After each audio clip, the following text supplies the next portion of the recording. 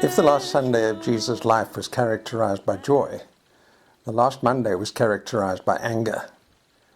We know of one event that definitely took place that Monday. It was the cleaning of the temple. Now, a lot of people think that took place on the Sunday, but if you read in Mark, you discover that on the Sunday after the triumphal entry, he looked around the temple area and then he went back to Bethany. But the next morning, with premeditated anger, he came down to the temple.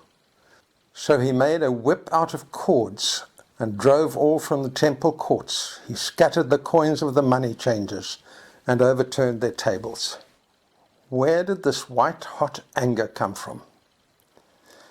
Well, perhaps the day before, when he looked around the temple area, he saw a young couple coming for the woman to be cleansed after childbirth, and they brought 2 young pigeons. But they were stopped at the entrance by the pigeon inspector, who said, "You can't use these, they're blemished, you must buy ours." And so they go across to the pigeon seller, and he hands over 2 little coins, and the pigeon seller says, "I can't accept that, that's Roman money, you must get temple money." And they go across to the table of the money changers and change their money. But the change rate is so exorbitant that when they get back to the pigeon seller, he says, "No, that's not enough." And they turn away, and perhaps Jesus caught a sight of that woman's face as she knew, "I've got to go away uncleansed. I will not be allowed into the temple area again." And it filled him with anger. He's angry because God wanted access to him to be easy. He wanted grace and cleansing to be easy. It wasn't cheap. Ask the lamb or the pigeons about that. They had to give their lives. But he wanted access for us human beings to be easy. And if you were poor and couldn't afford a lamb, well, just catch a couple of pigeons. I made them really stupid so they're easy to catch, and bring them and you'll get your cleansing. And Jesus is angry because people are blocking access to the grace of God. So the question is, who are the money changers today that are blocking access to the grace of God? Psalm 1 says, "Blessed is the man who sits not in the seat of scoffers." It's the scoffers who block the way. Paul Johnson, in his book Modern Times, says, up until 1789, the start of the French Revolution, by and large, Europeans accepted the Judeo-Christian scriptures as the authority on truth. By the end of the Napoleonic Wars, 26 short years later, for reasons no one can explain, the whole thing had shifted, and at least the intelligentsia scoffed at the idea of biblical doctrine and biblical truth. It took 150 years for that to filter right down through society, and in the 1960s it burst on the world.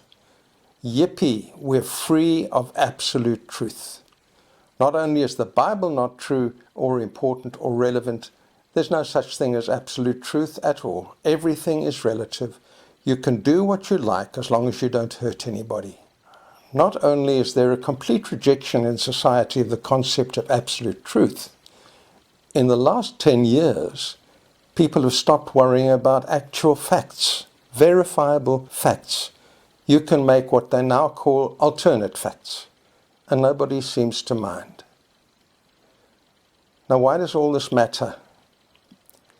Because Jesus said the truth will set you free. And unless you know the truth about who God really is, what sin is and its consequences, what the blood of Christ accomplished, what faith and repentance and commitment to Jesus can do for you, unless you know those truths, you'll never receive the grace of God. You'll never be cleansed. And now we have a world of scoffers who block your way to truth. And Jesus is angry. But here's the thing. The human spirit will not be suppressed forever. And truth has a way of making itself known in the end.